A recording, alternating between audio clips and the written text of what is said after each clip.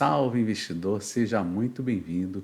Nesse vídeo eu vou trazer notícias aqui do Fed, do Banco Central do Brasil, que aconteceram nessa quarta-feira e como que isso vai impactar os seus investimentos. Tá? A gente vai falar também de taxa de câmbio, expectativa de inflação, tá, para os próximos anos, expectativa de movimento de taxa de juros e como que isso impacta aí seus investimentos. Tá? Esse vídeo está um pouquinho diferente, eu não vou fazer cortes, tá?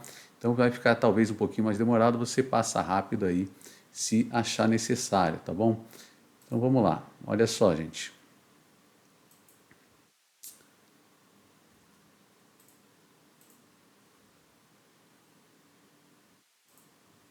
Desculpa, tá aqui a notícia, olha.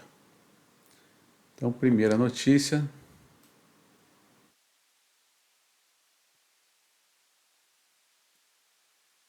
tive que dar uma pausa aqui só para poder. Tive que cortar só porque eu fiquei aqui procurando a janela, tá? Tive algum problema operacional, mas vamos lá. Primeira notícia aqui em relação ao Fed, né? O Fed mantém a taxa de juros, que é a maior dos últimos 22 anos, tá? No nível maior dos últimos 22 anos, mas manteve e também mudou o tom, tá? Dando agora a impressão de que deve baixar os juros já no ano que vem em até 75 pontos, tá? Então estão aqui os principais takeaways, tá? Então, como amplamente esperado, o Fed manteve a taxa inalterada, certo?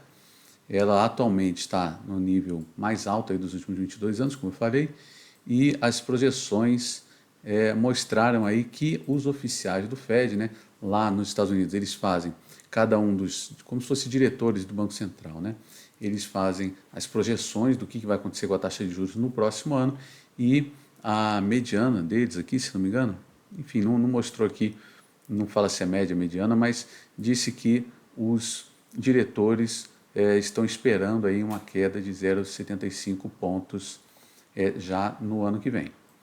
Tá? Então, antigamente tinha, até a última reunião, tinha gente dizendo que esse movimento de pausa poderia ser precedido de um movimento de alta maior ainda da taxa de juros e agora a expectativa é de queda. Então, aparentemente, os Estados Unidos está conseguindo, acho que pela primeira vez na história, um possível pouso suave. A gente viu que a criação de empregos continua muito forte, a economia americana é fantástica, né? É um monstro e eu acho que também acontece dela continuar aquecida mesmo com a subida da taxa de juros por conta aí da briga com a China, os investimentos que antes iam para a China procurando baixar os custos, agora estão ficando mais nos Estados Unidos, aí por conta dessa guerra fria entre China e Estados Unidos. A China também começa a fazer um controle de capitais, então às vezes pessoas que investiram nos Estados Unidos, pessoas que investiram na China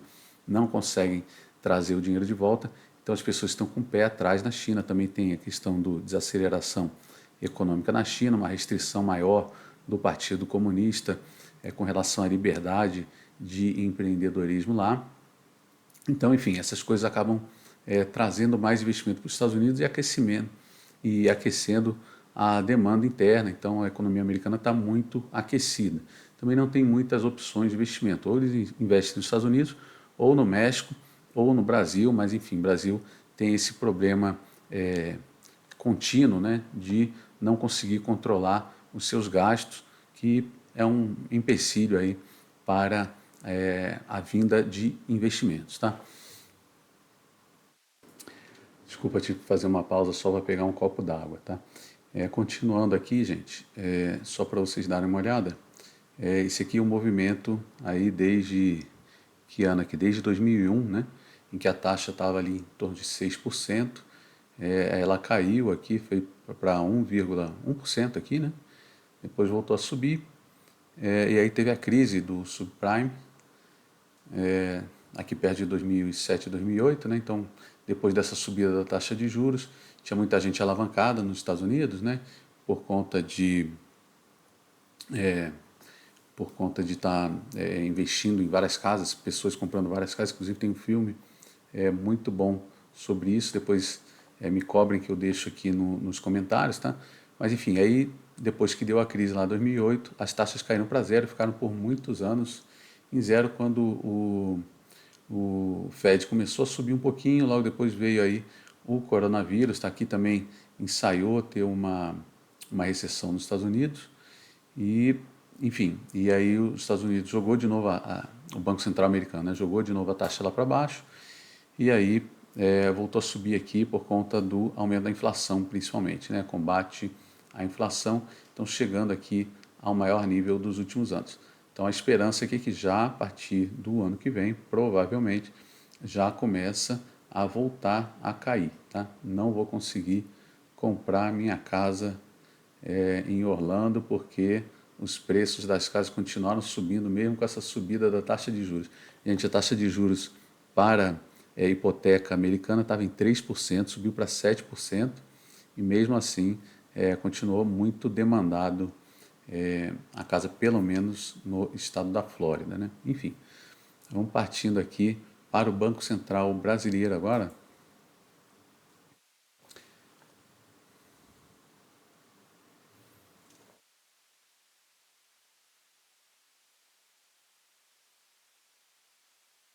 Que no Banco Central brasileiro, que diz aqui do comunicado, né, que o Banco Central deve continuar aí manter o ritmo de corte, né, ou seja, 0,5 ponto percentual a cada reunião, tá? A queda terminal, tinha muito economista aí falando em 10, 9,5% até 9%, eu acho que vai ficar abaixo disso, tá, gente? Eu acho que vai lá para os 6%, para ser sincero. Olha aqui o gráfico das taxas de juros do Brasil aqui desde 2015, né? O último ciclo de corte de queda, o último ciclo de corte da taxa de juros saiu aqui de 14,25 para 6,5 e depois aqui de forma exagerada cortaram aqui, mandaram para 2%. Na época acharam que não ia ter inflação, para mim foi loucura isso aqui, mas enfim, olhando o retrovisor é fácil dizer, mas embora eu já vinha dizendo aqui, eu não tenho vídeo gravado porque eu não era youtuber na época, né? Mas falava que ia dar merda aí na inflação. Né? Não deu outra, a inflação disparou.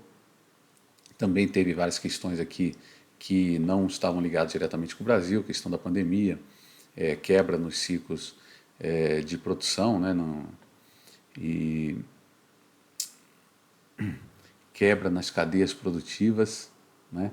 Que fizeram com que os preços disparassem e também a desconfiança com relação ao Brasil fez com que o dólar subisse muito e impactou mais ainda negativamente na inflação.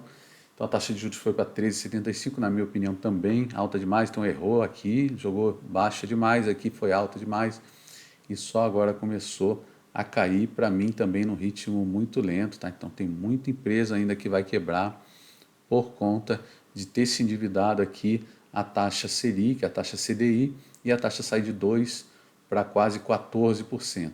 Pô, absurdo isso aqui, né? Enfim, coisas de Brasil para mim foi barbeiragem aqui, embora o Campus Neto seja excelente academicamente, é perfeito, mas para mim aconteceu barbeiragem aqui no Banco Central, né? Claro que o presidente do Banco Central não é ele sozinho que decide isso, então a merda foi feita em conjunto, tá? Mas errar aqui de novo, não sei se eu faria melhor ou não, não é isso que eu estou falando, mas agora finalmente está caindo, para mim ainda no ritmo muito lento e ainda vai quebrar muita empresa.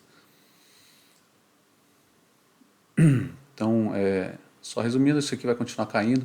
Eu acho, tá, gente, que vai cair lá para 6%, ainda mais que ano que vem, final do ano que vem, sai o Campos Neto e deve entrar o Galípolo, se não me engano, que é uma pessoa que, enfim, é indicado pelo Lula e provavelmente vai fazer possivelmente vai dilmar aí, forçar um pouquinho a barra e baixar os juros na barra também, o que pode gerar inflação não exatamente no final do próximo ano, mas talvez aí uma inflação para 2025 um pouco mais forte que o mercado está prevendo. E é aí que eu venho aqui, olha, para a curva de juros. Vou falar do dólar, tá? E vou falar da curva de juros.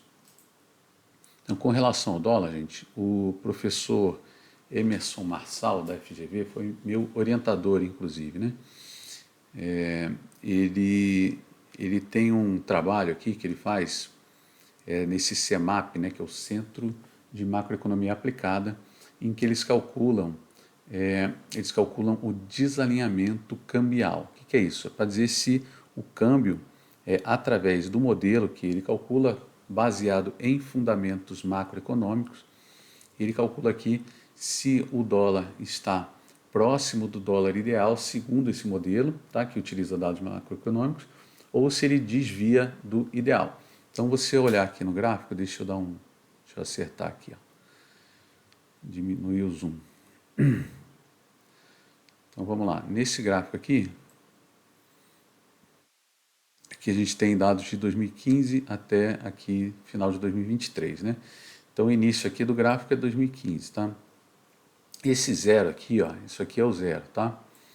O zero, se essa linha vermelhinha está no zero e as linhas azuis estão todas, o intervalo, as linhas azuis ao redor da linha vermelha são a banda superior e a banda inferior, né? Isso aqui é uma estimativa do preço ideal do dólar. Então, se a banda azul aqui, pontilhada, que é a banda superior, estiver acima do zero, né, que é esse eixo aqui, e a banda de baixo estiver abaixo do zero, significa que, pelo modelo estimado, pode-se afirmar ou não se pode afirmar que há um desalinhamento cambial. Resumindo isso aqui, quer dizer, falando de forma que vocês consigam entender, o que a gente vê aqui, tá, em que essas duas linhas aqui azuis, uma está em cima, outra está embaixo do zero, isso significa que o dólar está perto de um preço justo. Tá? Então, o dólar é perto de 4,90, 4,80 é aproximadamente um preço justo. Então, se você quer dolarizar o seu patrimônio, é um momento, tá, em que o dólar está justo. Se você pegar aqui, olha, do período aqui de 2020 até 2022, por exemplo, o dólar estava sobrevalorizado, né? O real estava o real estava desvalorizado, então o dólar estava muito alto, acima, né? Se você olhar aqui a banda superior, ela está abaixo do zero, então significa que aqui tinha um desalinhamento cambial, né? Estatisticamente significante, tá? Então nesse período aqui o dólar estava muito caro realmente. Agora não, agora ele está num preço perto do justo, tá? Então nesse momento, com esse dólar aí perto de 4,90, 4,80, você pode começar a dolarizar o seu patrimônio se você entender que é interessante na sua carteira, tá? Falando agora da taxa de juros, né? Desculpa.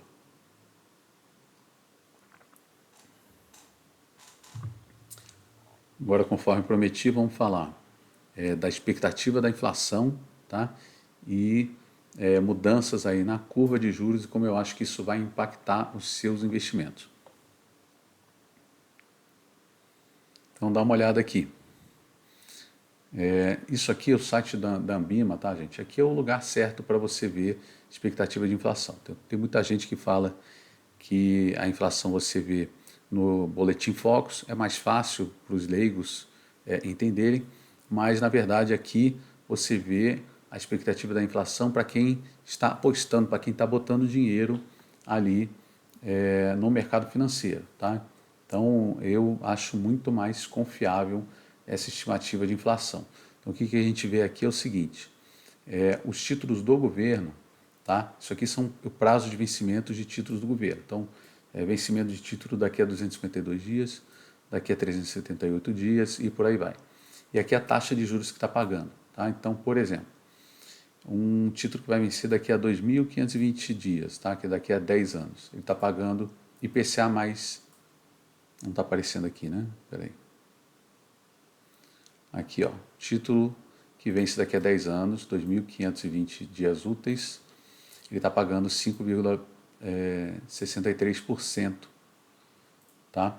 Se a gente pegar aqui um que vence, vou pegar um que tem a taxa pré-fixada também, tá? Então aqui, ó, por exemplo, um título que vence daqui a 2.268 dias, ele está pagando 5,61%, tá? IPCA mais 5,61%, e o título pré-fixado, ele está pagando 11,08%, tá? Isso aqui, na verdade, que é da semana passada. Não, é de hoje mesmo. Enfim, está pagando 11,08%, tá?